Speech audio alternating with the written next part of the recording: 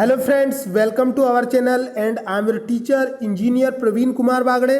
दोस्तों, आज हम पढ़ने वाले हैं केमिस्ट्री का 10वें नंबर का टॉपिक लुसेंट बुक से। तो दोस्तों, आज हम पढ़ने वाले हैं ईंधन के बारे में। तो ईंधन को स्टार्ट करने के पहले मैं आपको थोड़ी सी जानकारी देना चाहता हूं। दोस्तों, मैं आपको केमिस्ट्री पढ़ा रहा हूं, इसके पहले मैंने आपको बायोलॉजी और कंप्यूटर भी अपने इस चैनल पर पढ़ाया है। तो प्लीज़ आप हमारे चैनल में जाके प्लेलिस्ट में प्रत्येक वीडियो को देखें ताकि आपको वर्सेटाइल वीडियोस मिलते रहे।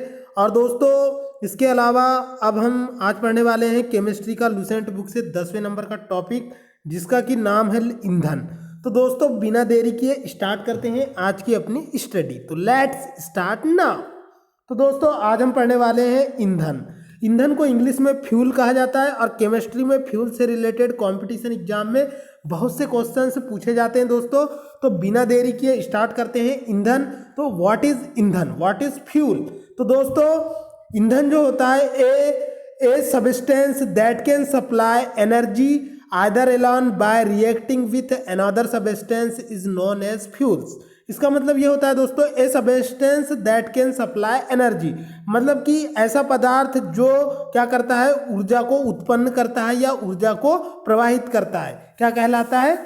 ईंधन कहलाता है। तो आइए दोस्तों, अब बुक से डिस्कस करते हैं। सबसे पहले मैं आपको बताऊंगा ईंधन के बारे में। तो दोस्तों, ईंधन क्या होता है? तो जैसे आप जो है भोजन करते हैं और उसके बाद में आप काम करते हैं, तो भोजन क्या है? आपके लिए एक प्रकार का फ्यूल है, ईंधन है। ठीक उसी प्रकार दोस्तों, हम बात करेंगे इंजीनियरिंग के हिसाब से मशीनों की। तो मशीनें क्या होती है? मशीनें हमारे कार्य को सरल बनाती है। A machine is help us for work easily. तो मशीनें क्या होती है दोस्तों? किसी भी कार्य को आसान करने में मदद करती है। तो मशीनों को चलाने के लिए जिस सब्सटेंस की जरूरत होती है वो सब्सटेंस ईंधन कहलाता है। तो ईंधन क्या होता है?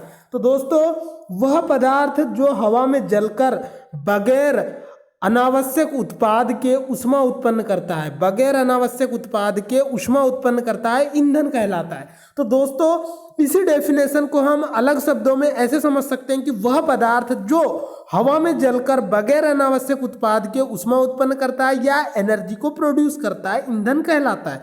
मतलब कि वह पदार्थ जो हवा में जलकर, यानी कि any substance that are present in oxygen और एयर प्रोड्यूस एनर्जी और heat is known as fuel. यानी कि वह पदार्थ जो हवा में जलकर बगैर अनावश्यक पदार्थ को उत्पन्न किए ऊष्मा या ऊर्जा या हीट को उत्पन्न करता है, ईंधन कहलाता है। तो दोस्तों, इसके बाद में हम आइडियल फ्यूल के ऊपर डिस्कस करेंगे। तो आइडियल फ्यूल क्या होता है? तो दोस्तों, एक अच्छे ईंधन में कई अच्छे गुण होना चाहिए। अच्छा ईंधन वही होगा जिसमें अच्छे गुण होंगे। जैसे आप जब स्टूडेंट होते हैं तो आपके टीचर आपको सवाल करते हैं कि हु इज़ यूर आइडियल, आपका आदर्श व्यक्ति कौन है? तो बहुत से लोग बोलते हैं कि sir my ideal is Mahatma Gandhi, कोई बोलता है कि sir my ideal is doctor Bhimrao Ambedkar, कुछ लोग बोलते हैं कि sir my ideal is Sardar Vallabh भाई पटेल, तो कुछ लोग बोलते हैं कि sir my ideal is Shivaji Rao, इस तरह से महाराज छत्रपति शिवाजी राव भोसले। तो दोस्तों, हर व्यक्ति के जो आइडियल होते हैं वो अलग अलग होते हैं और उनके अच्छे गुणों को हम एब्जॉर्ब करते हैं और अपने जीवन में फॉलो करते हैं। ठीक उसी प्रकार अच्छे ईंधन के भी कुछ विशेष गुण होते हैं जिनके बारे में मैं आपको इस वीडियो में डिस्कस करने वाले हैं। तो दोस्तों, सबसे पहले मैं बात करूंगा आदर्श ईंधन की। तो आदर्श ईंधन कैसा होता है दोस्तों? यह सस्ता एवं आसानी से उपलब्ध होने वाला होना चाहिए। मतलब आदर्श ईंधन कैसा होना चाहिए? सस्ता होना चाहिए, मतलब कि कॉस्टली नहीं होना चाहिए, चीपेस्ट होना चाहिए। और दूसरी चीज, आसानी से उपलब्ध होना चाहिए, मतलब कि हर जगह अवेलेबल होना चाहिए। जैसे मैं बात करूं पेट्रोल और डीजल की दोस्तों, तो इसके जो प्राकृतिक भंडार है, नेचुरल रिसोर्सेस है, जो नेचुरल वेल्थ है, वो क्या हो रहे हैं? दिन प्रतिदिन कम होते जा रहे हैं और हमारा पर्यावरणीय संतुलन भी बिगड़ता जा रहा है दोस्तों, इनके अत्यधिक इस्तेमाल के कारण। आगे मैं बात करूंगा इसका ऊष्मीय मान, कैलोरिक वैल्यू उच्च होना चाहिए। तो दोस्तों, मैं आपको बता दूं कि कैलोरिक वैल्यू क्या होती है। कैलोरिक वैल्यू का मतलब होता है दोस्तों कि प्रति ग्राम ईंधन द्वारा मोचित या उत्पन्न ऊर्जा की दृष्टि से जितनी ऊर्जा उत्पन्न होती है उसे उसकी कैलोरिक वैल्यू कहा जाता है। मतलब कि एक आदर्श ईंधन वह होता है जिसमें कम ईंधन से, 1 ग्राम ईंधन से हम ज़्यादा से ज़्यादा कैलोरी ऊर्जा को बर्न कर सके। तो दोस्तों, इसका ऊष्मीय मान, कैलोरिक वैल्यू ज़्यादा से ज़्यादा होना चाहिए। इसके बाद जलने के बाद उससे कोई अधिक मात्रा में अवशिष्ट पदार्थ नहीं बचना चाहिए। जैसे अगर आप लकड़ी को जलाते हैं तो बहुत सारी राख बनती है, धुआं निकलता है, इस तरह के अवशिष्ट पदार्थ नहीं बनना चाहिए। लेकिन अगर आप एलपीजी में अपने घर का नाश्ता बनाते हैं, भोजन बनाते हैं, आपकी मम्मी बनाती है, आपकी भाभी बनाती है, आपकी बीवी बनाती है, आपके बड़ी दीदी बनाती है, जो भी बनाता है, तो अपशिष्ट पदार्थ कम से कम बचना चाहिए। तो एलपीजी में ये अपशिष्ट पदार्थ कम से कम बचते हैं दोस्तों, इसीलिए एलपीजी को आदर्श ईंधन कहा जाता है खाना पकाने के लिए।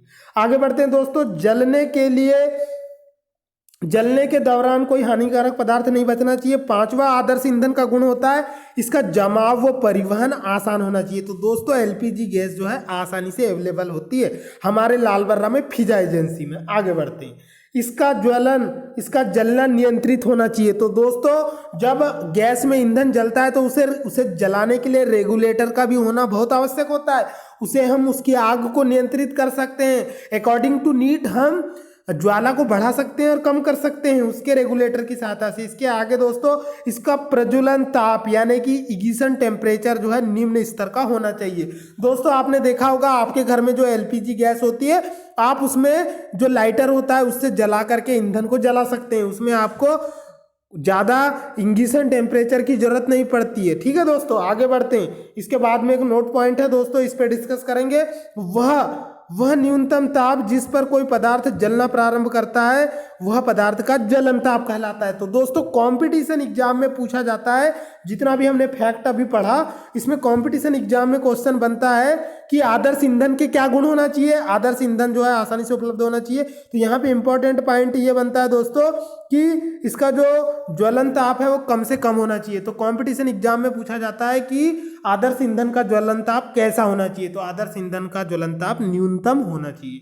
और दूसरा क्वेश्चन बनता है दोस्तों कि ज्वलन ताप क्या होता है। तो वह न्यूनतम ताप जिस पर कोई पदार्थ बर्न होना चालू होता है या जलना चालू होता है उसे उस पदार्थ का ज्वलन ताप कहते हैं। और ज्वलन ताप जितना कम होगा आपका ईंधन उतना ज़्यादा आइडियल होगा। इसके अलावा दोस्तों एक क्वेश्चन ये बना था कि किसी आदर्श ईंधन का जो है कैलोरी मान क्या होना चाहिए, ज़्यादा से ज़्यादा होना चाहिए। तो कंपटीशन एग्जाम में पूछा जाता है दोस्तों कि कैलोरी मान क्या होता है। तो किसी ईंधन के प्रति ग्राम ईंधन पर उत्पन्न ऊर्जा की अधिक से अधिक मात्रा को उसका कैलोरी मान कहा जाता है। इसे कैलोरी में मापा जाता है। आगे बढ़ते हैं दोस्तों। इसके बाद में मैं आपको उस ईंधन का ऊष्मीय मान के ऊपर डिस्कस करेंगे। तो the caloric value of fuels.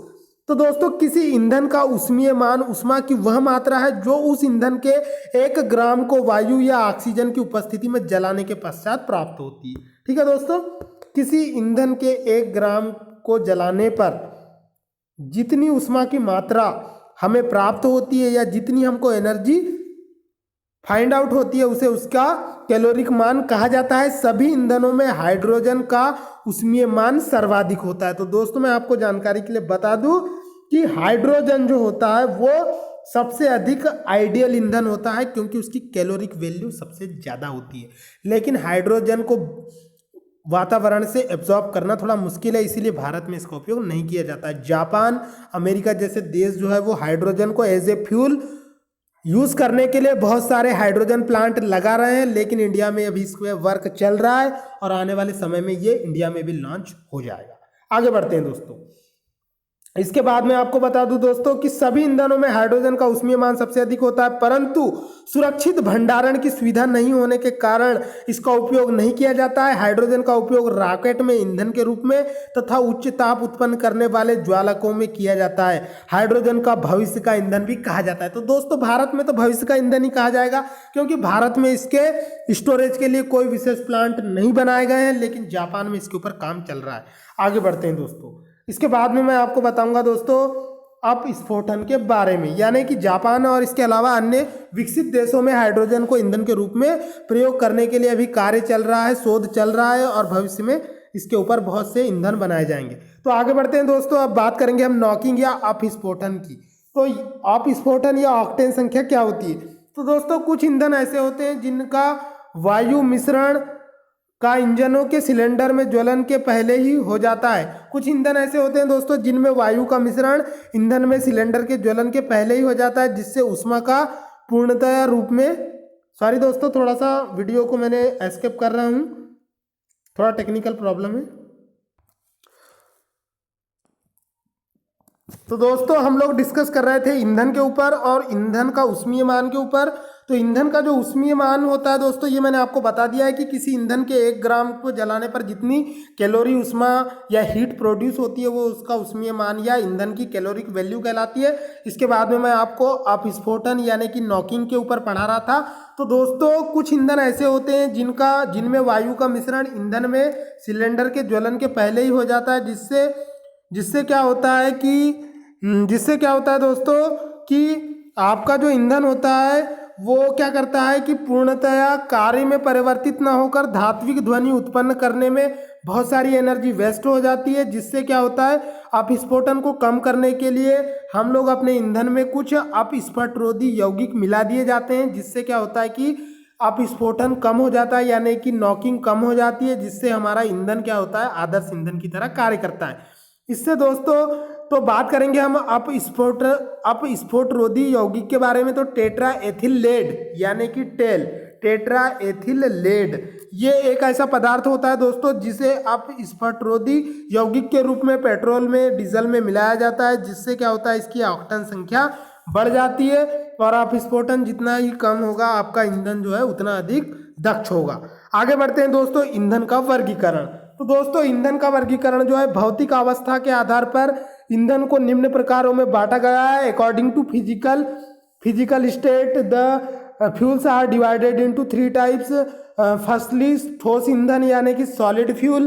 तो दोस्तों सॉलिड फ्यूल के रूप में लकड़ी, कोयला और चारकोल और कोक का यूज किया जाता है, जिसमें चारकोल, कोयला और लकड़ी का उपयोग जो है किया जाता है क्योंकि ये भौतिक अवस्था के आधार पर ठोस अवस्था में पाए जाते हैं। आगे बात करूंगा दोस्तों द्रव ईंधन के रूप में। तो लिक्विड फ्यूल जो होता है इसमें petrol, spirit, diesel, ether, kerosene और अल्कोहल आते हैं। तो दोस्तों इसमें पेट्रोल का उपयोग जो है आप लोग 2 व्हीलर में करते हैं as a fuel, and spirit का उपयोग भी जो है बहुत सारी जगह पर ईंधन के रूप में किया जाता है। डीजल का उपयोग भारी वाहनों में किया जाता है। ईथर का यूज जो है ईंधन के रूप में किया जाता है दोस्तों।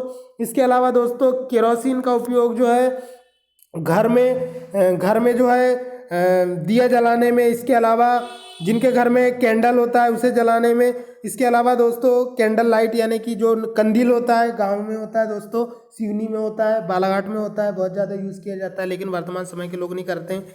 आगे बढ़ते हैं दोस्तों। हमारे पूर्वजों ने और हमने भी बचपन में उसी कैंडल से पढ़ाई की है। आगे बढ़ते हैं दोस्तों। एल्कोहल जो होता है दोस्तों, एल्कोहल भी एक प्रकार का ईंधन होता है जिसका उपयोग बहुत सारे क्षेत्रों में किया जाता है। जैसे मैं आपको जानकारी के लिए बता दूं दोस्तों कि जब अल्कोहल को पेट्रोल में मिला दिया जाता है तो उसे गैसोहल या पावर अल्कोहल भी कहा जाता है।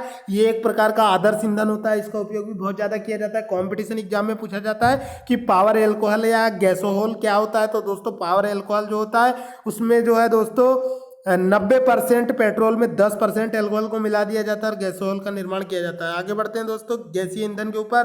तो ऐसे ईंधन जिनकी फिजिकल स्टेट गैस के रूप में पाई जाती है गैसीय ईंधन या गैसेस फ्यूल कहलाते हैं। इसमें दोस्तों प्राकृतिक gas, coal gas, producer gas और गोबर गैस आती है। आगे दोस्तों डिस्कस करेंगे इनके ऊपर डिटेल में। सबसे पहले मैं आपको कोयले के बारे में बताऊंगा दोस्तों। तो कोयला, व्हाट इज कोल। तो दोस्तों आपने कोयला मूवी देखी होगी, उसमें जलता हुआ कोयला शाहरुख खान के मुंह में डाल दिया जाता है और वो गूंगा हो जाता है। तो दोस्तों वैसे ही कोयला होता है जिसका उपयोग ईंधन के रूप में किया जाता है और ये ठोस अवस्था में होता है, इसीलिए इसे सॉलिड फ्यूल कहा जाता है। तो कार्बन की मात्रा के आधार पर कोयला 4 प्रकार का होता है दोस्तों। तो बात करेंगे अकॉर्डिंग टू द कंस्टेंट या according to the quantity of carbon the coal is divided into 4 types. सबसे पहले मैं आपको पीट कोयला के बारे में बताऊंगा दोस्तों। तो पीट कोयला क्या होता है? तो वह कोयला दोस्तों जिसमें कार्बन की मात्रा 50 से 60% तक होती है तथा इन्हें जलाने पर अधिक राख एवं धुआं निकलता है एवं सबसे निम्न कोटि का कोयला होता है। तो दोस्तों पीट कोयला जो होता है, कंपटीशन एग्जाम में पूछा जाता है कि सबसे निम्न क्वालिटी का कोयला कौन सा होता है, तो वो पीट कोयला होता है दोस्तों, क्योंकि इसमें राख एवं धुआं बहुत ज़्यादा निकलता है।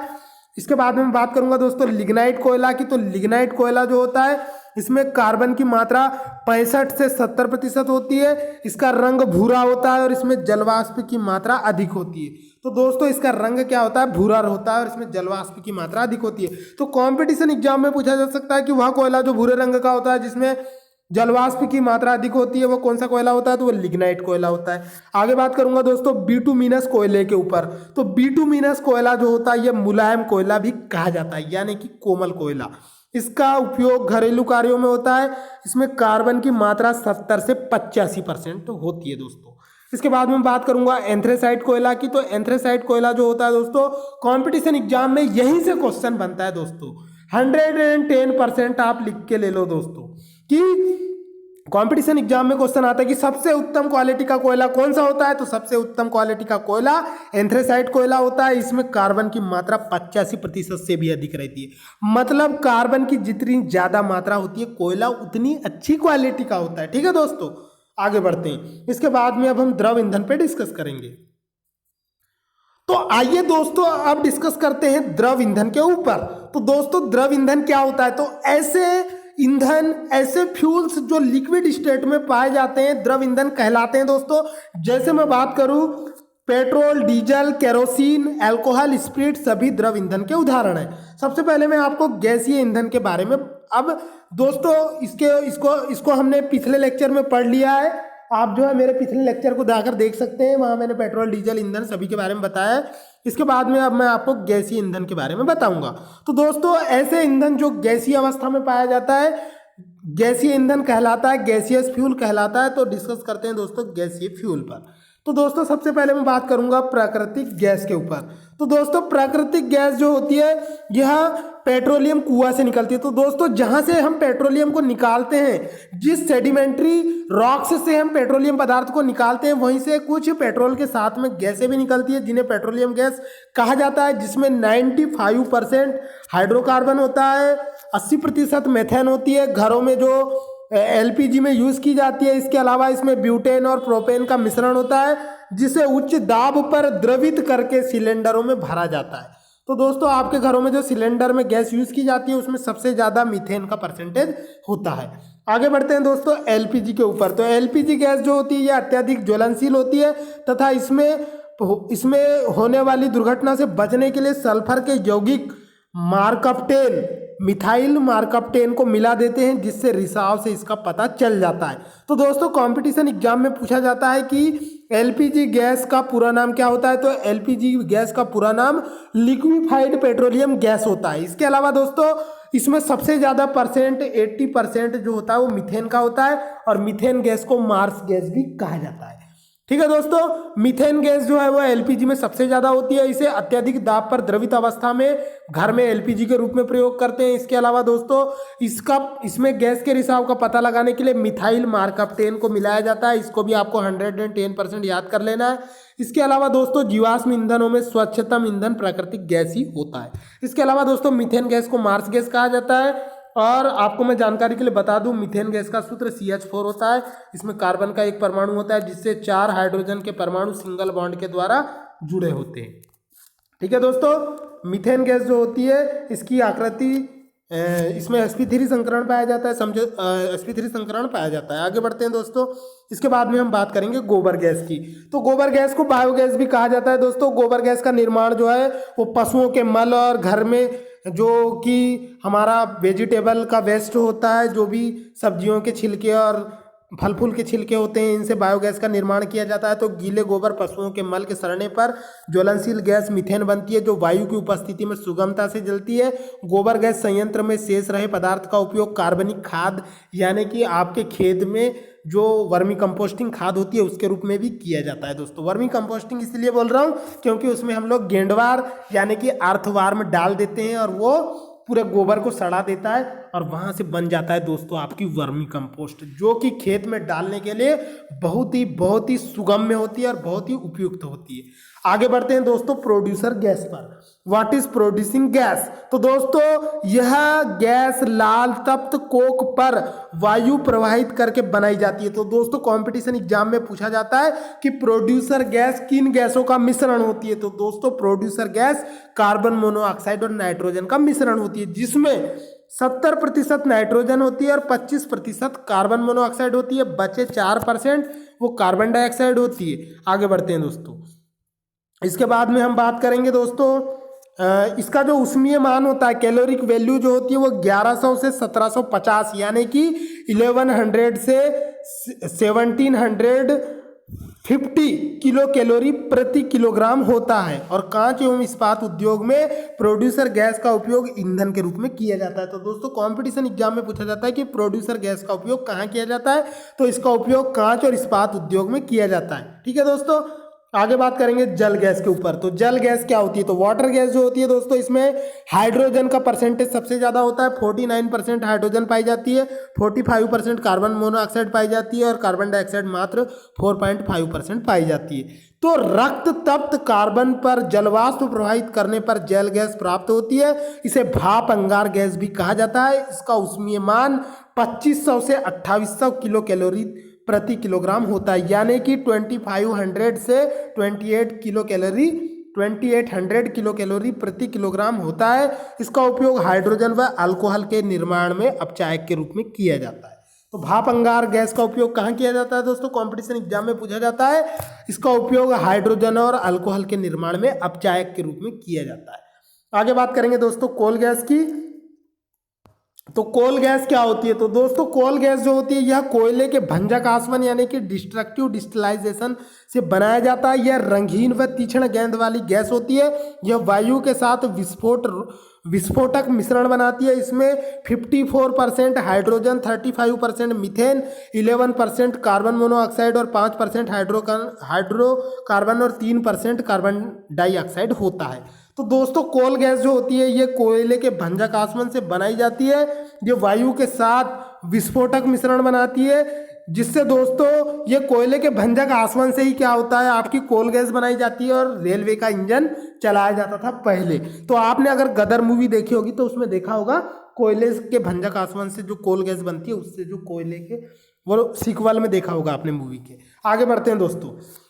ईंधन का ऊष्मीयमान उसकी कोटि का निर्धारण करता है। तो ईंधन का जितना ज़्यादा ऊष्मीयमान होता है वो उतनी उच्च क्वालिटी का होता है, उतनी उसकी अच्छी कोटि होती है। आगे बढ़ते हैं दोस्तों। अल्कोहल को जब पेट्रोल में मिला दिया जाता है तो उसे पावर अल्कोहल या गैसोहोल कहा जाता है। दोस्तों कंपटीशन एग्जाम में पूछा जाता है गैसोहोल क्या होता है, तो गैसोहोल को ही पावर अल्कोहल कहा जाता है। दोस्तों इसमें क्या होता है कि गैसोहोल को ही पावर अल्कोहल कहा जाता है, जिसमें कि 90% क्या होता है दोस्तों, 90% पेट्रोल होता है और 10% अल्कोहल होता है, जो ऊर्जा का एक वैकल्पिक स्रोत है। इसे दोस्तों आदर्श ईंधन की तरह उपयोग किया जाता है। इसके बाद में हम बात करेंगे सिगरेट लाइटर में ब्यूटेन का उपयोग होता है। तो दोस्तों ब्यूटेन जो होता है इसका सूत्र होता है C4H10। इसमें कार्बन के जो 4 परमाणु होते हैं वो हाइड्रोजन के 10 परमाणुओं से सिंगल बॉन्ड के द्वारा जुड़े होते हैं और इसमें कार्बन परमाणुओं के बीच में परस्पर जो है वो सिंगल बॉन्ड पाया जाता है। तो मीथेन का सूत्र होता है, ब्यूटेन का सूत्र होता है दोस्तों C4H10, और ये जो होता है दोस्तों इसी का उपयोग सिगरेट लाइटर में ईंधन के रूप में किया जाता है। ठीक है दोस्तों। तो दोस्तों डिस्कस कर रहे थे हम, जब पेट्रोल में अल्कोहल को मिला दिया जाता है तो उसे पावर अल्कोहल कहा जाता है, जो ऊर्जा का एक वैकल्पिक स्रोत है। तो दोस्तों इसे ट्रिक के रूप में ऐसे भी याद रख सकते हैं कि जब हम दारू पीते हैं तो कई लोगों को क्या हो जाता है, पावर चढ़ जाता है। तो जब हम पेट्रोल में दारू मिला देते हैं यानी कि अल्कोहल मिला देते हैं, तो अल्कोहल यानी कि दारू में क्या होता है दोस्तों, एथिल अल्कोहल होता है जिसका सूत्र C2H5OH होता है, और मेथिल अल्कोहल होता है जिसका सूत्र CH3OH होता है। तो दोस्तों ये जब अल्कोहल में हम पेट्रोल को मिला देते हैं तो वो पावर अल्कोहल बन जाता है। ठीक है दोस्तों, ऐसे आप ट्रिक के रूप में याद रख सकते हैं, इसको गलत वे में नहीं लेना है। आगे बढ़ते हैं दोस्तों। इसके बाद में हम बात करेंगे दोस्तों सिगरेट लाइटर में ब्यूटेन का प्रयोग होता है। आगे बढ़ते हैं। द्रव हाइड्रोजन एवं द्रव ऑक्सीजन का प्रयोग रॉकेट में ईंधन के रूप में किया जाता है, यानी कि नोदक के रूप में किया जाता है। तो दोस्तों जो रॉकेट होता है, हमारे देश में रॉकेट लॉन्चिंग कहाँ से की जाती है, आपको मालूम होगा DRDO से की जाती है और इसरो से की जाती है। तो इसरो और DRDO में जो रॉकेट लॉन्चिंग की जाती है दोस्तों, उसमें कौन सा ईंधन प्रयोग किया जाता है, हाइड्रोजन और ऑक्सीजन का। तो इस हाइड्रोजन और ऑक्सीजन से जो बना हुआ ईंधन होता है दोस्तों, वो क्या होता है, बहुत ही उत्तम क्वालिटी का होता है। तो प्रति ग्राम ईंधन द्वारा मोचित ऊर्जा की दृष्टि से हाइड्रोजन जो होता है वो सर्वोत्तम ईंधन है, यानी कि बेस्ट आइडियल ईंधन होता है दोस्तों। तो भारत में हाइड्रोजन गैस को भंडारित करने के उचित प्लांट नहीं होने के कारण भारत में हाइड्रोजन गैस को एज ए ईंधन के रूप में प्रयोग नहीं किया जा रहा है, लेकिन विकसित देशों में इस पर काम चल रहा है और जल्द ही हाइड्रोजन प्लांट भी भारत में लागू हो जाएंगे। तो दोस्तों, आपको मेरा वीडियो फ्यूल का कैसा लगा कमेंट करके जरूर बताएं, क्योंकि इस वीडियो को बनाने में मैंने बहुत मेहनत किया है और ऐसे ही इंटरेस्टिंग वीडियो केमिस्ट्री के और भी हमारे इस चैनल पर आते रहेंगे और बायोलॉजी के वीडियो भी मैं कंटिन्यू करने वाला हूं। तो आप मेरे बायोलॉजी के प्लेलिस्ट में जाके बायोलॉजी के वीडियो भी देख सकते हैं और कंप्यूटर के वीडियो भी ऑब्वियसली देख सकते हैं। तो मिलते हैं अगले वीडियो में, तब तक के लिए टाटा बाय बाय नमस्कार, खुदा हाफिज दोस्तों।